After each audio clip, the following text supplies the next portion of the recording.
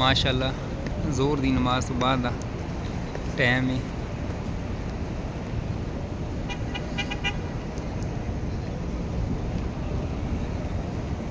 अच्छा है जेड़ा फर्श लगे है ना गर्म नहीं होंदा, अगर चप्पल ला के बंदा टुरे ना गर्म नहीं होंदा, ठंडा पत्थर रहिंदा है।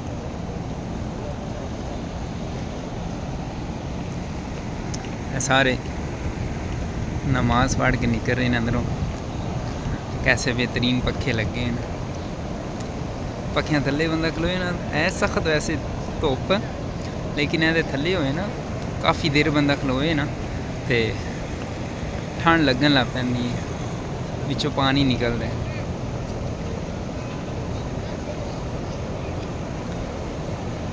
मेरी दुआ है अल्लाह ताला हर एक ने इस घर आने की तौफीक अता फरमाए, आमीन।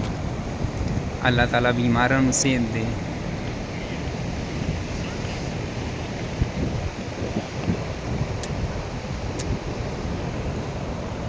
नमाजी हज़रात बाहर आ रहे हैं।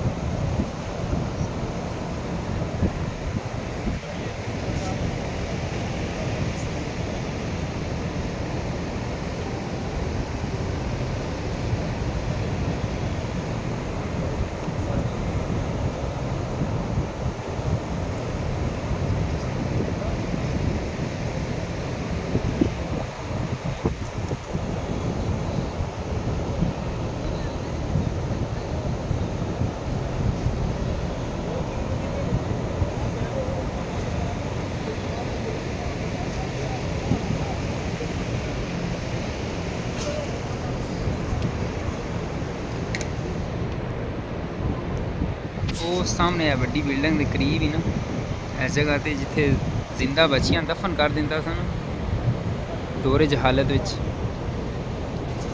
उत्थे वो जगह बनाई है। मैं इंशाअल्लाह तुहानू विखांगा, अगर बंदा उत्थे जाए ना उसनू पता होवे उस जगह तो जोर जोर का जेड़ा नहीं दिल धड़कता है उत्थे, तो खौफ आउंदा है।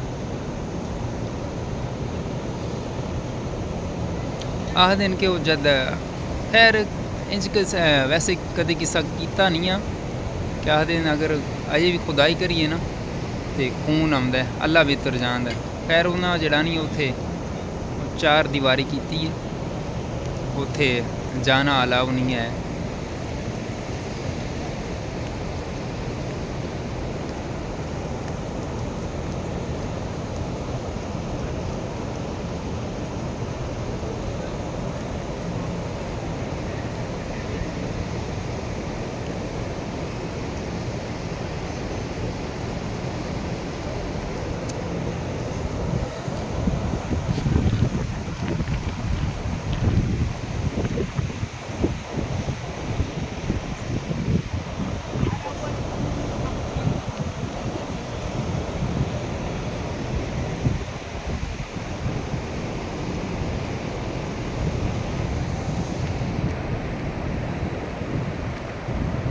बस गुजारिश ये है, अगर कोई भैन भाई ये वीडियो वेखदा है तो वो लाजमी पूरी देखा करे और लाइक सब्सक्राइब कर दें, ताकि अगों जब मैं कोई वीडियो अपलोड करा तो तुहाडे अल पहला आ जाए। अल्लाह ताला मदद करे, अल्लाह ताला हर एक इस कार आने की तौफीक अता फरमाए, आमीन।